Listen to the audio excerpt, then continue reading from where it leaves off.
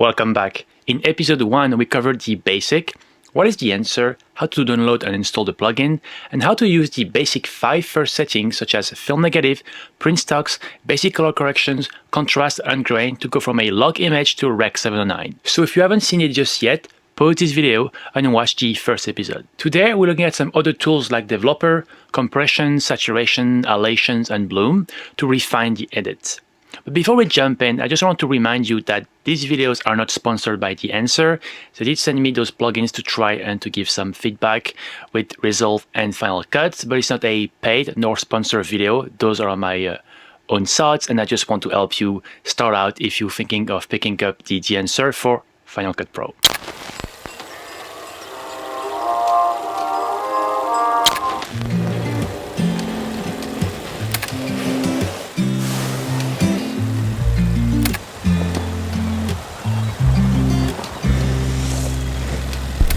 And we are back in Final Cut Pro. You can see this is the same shot we color graded from log to Rec 709 in the previous episode.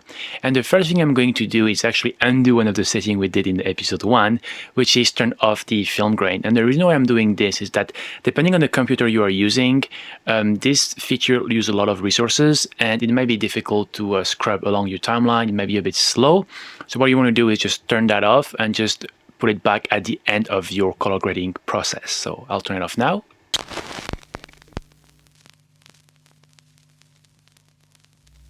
The first tool we'll look at is called the Film Developer. Now, once you shot your film, you have to develop it. And with this tool in Dehancer Pro, you can kind of mimic what could be done in the development process because film, well, it's developing chemicals. And depending on how much chemical you use, what kind of chemical you use, how long the film stays in the bath, all of that will influence the final result and how the negative will look like, the colors, the tonal contrast, and all of that.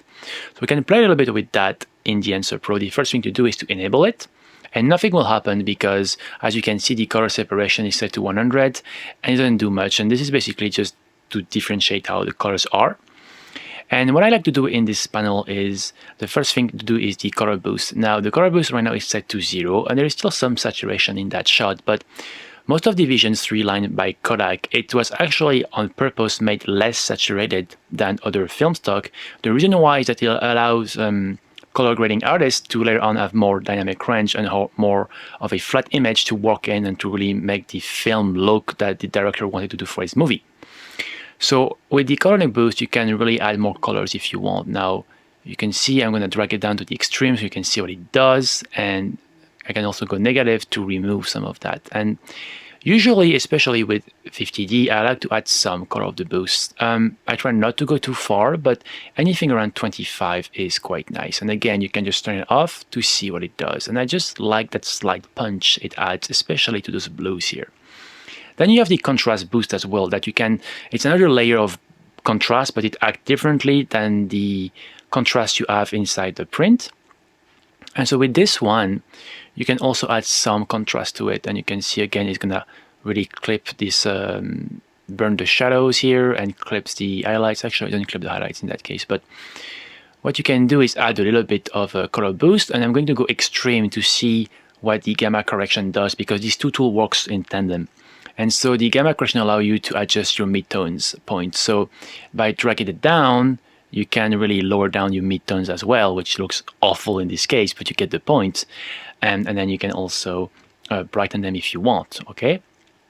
So that's the gamma correction. Now, if you go right, it lifts. If you go left, it darkens them. And it's going to be the opposite if, for example, you're using a contrast boost to reduce the contrast. So I'm at 53. If I go lower, and then I go to the gamma corrections, by going right, I am darkening it. But by going left, I am brightening it. So it's depending on if you're going negative or positive, it's going to influence as well the gamma correction. And that's why we say they work in tandem.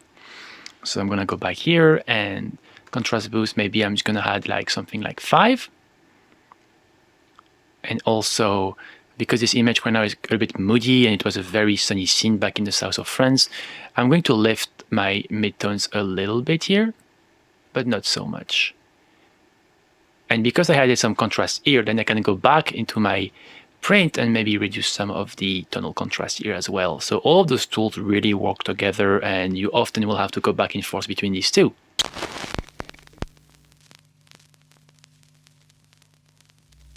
The second tool we'll look at is called the film compression. It's my favorite tool in the entire Dehancer Pro plugins.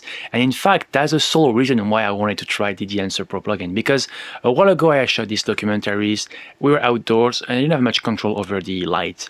And I remember having difficulty color grading a scene outdoor, and my sky was very clipping a lot. And I could see on the log that there was still some information there. And so by applying different LUTs in there and there, it didn't really work. And what the film compression does was compress the highlights, because film has much more latitude in the highlights than digital.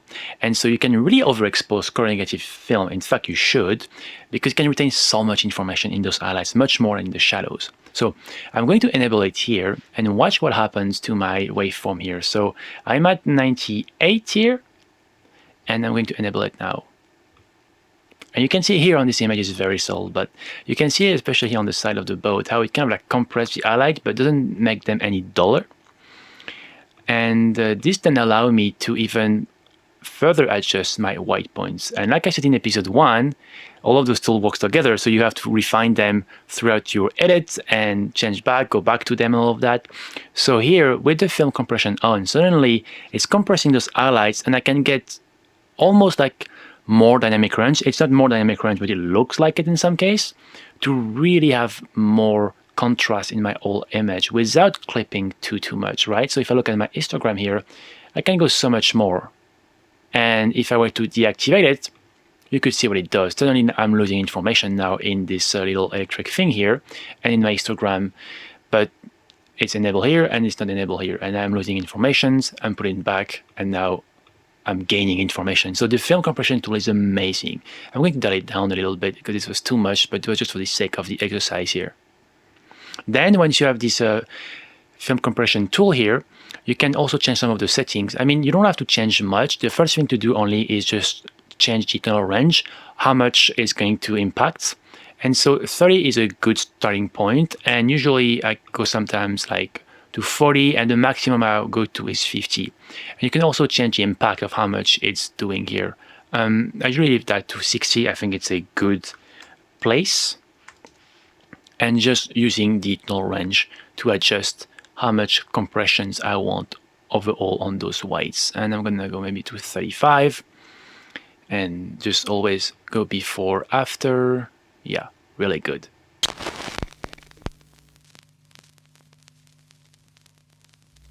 Next, we'll go back to our print tab to see a little bit more what you can do with it. So the one thing I really enjoy is the color density. Now, if you shot film in the past, you know how much those colors can be very deep, much deeper than what you would get with digital.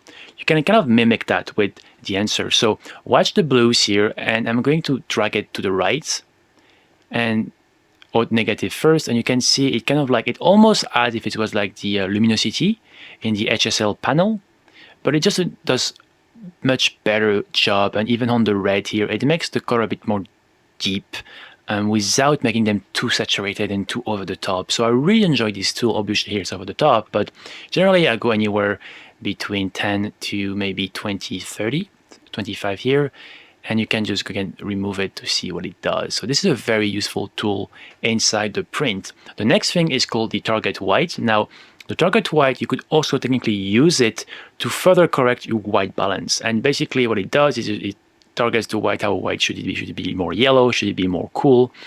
And so by dragging it, you can now see that it's gonna kind of cool down or warm up the image, but it's a very subtle way. It's not like a crazy slider of white balance.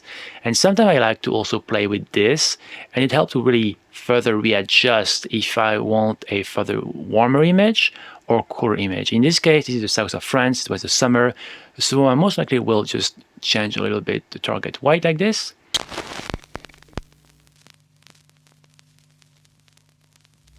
We are now on our third tool, which I think you're going to really enjoy, and it's called Halation. Yes, Dehancer has the ability to recreate and emulate halation found on film. Now, if you don't know what halation is, if you pay attention to some movie shot on film, and let's say you have a night scene with like a street lamps. Now, next time you watch a movie like that, pay attention to what's happening around the highlights of that light on the street lights.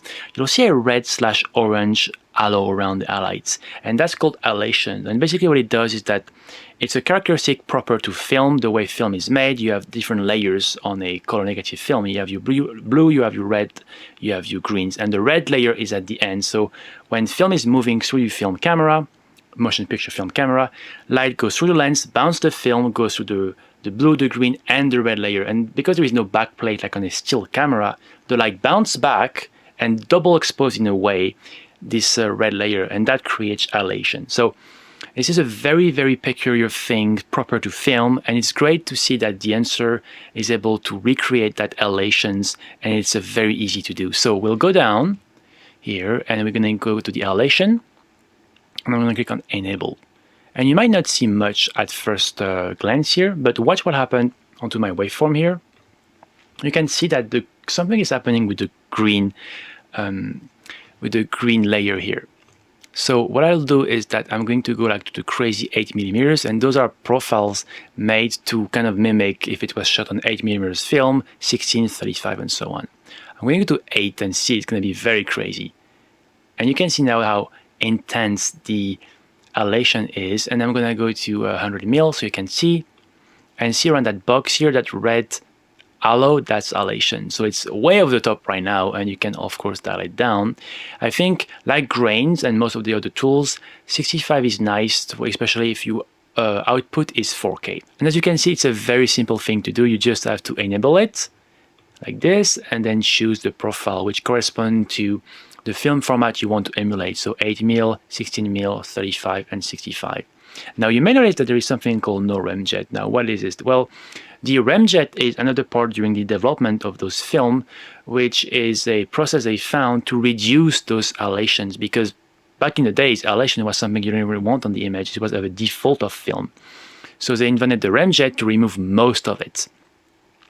And so you can mimic that if you want. So if I go to 35 non-remjet, now you can see like the halation is all over the place. It's way too much. And it kind of like look like if it was shot on this CineStill 800T. Because the CineStill 800T, they remove the remjet layer so you can shoot it and develop it in C41 standard development process. So you can mimic that if you want. But again, it's way over the top. I usually don't use it. And I'm going to go back to the 65mm here to have more of a subtle effect.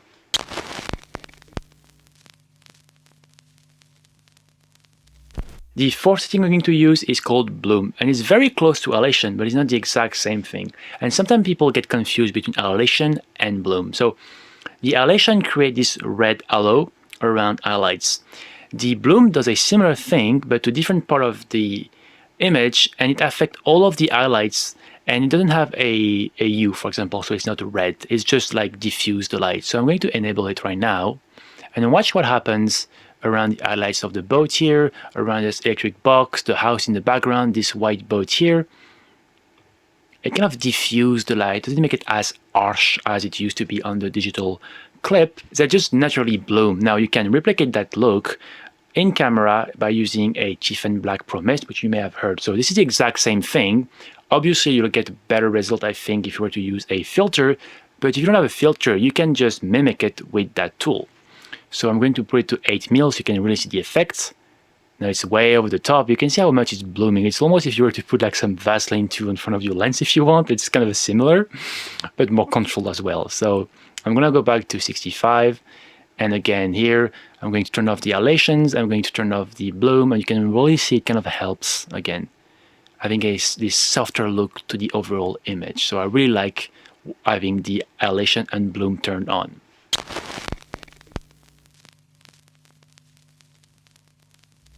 And that covers our second set of tools.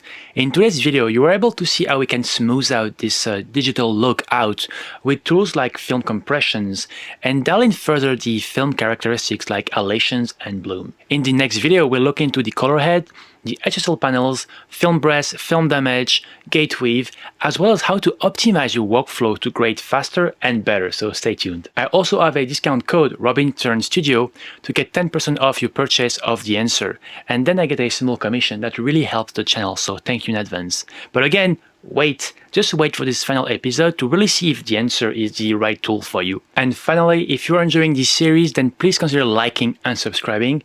And also, let me know in the comments below, what is your favorite tool so far in Dehancer? For me, I gotta say, it's definitely the compression tool. In the meantime, continue to work on the settings we just discovered.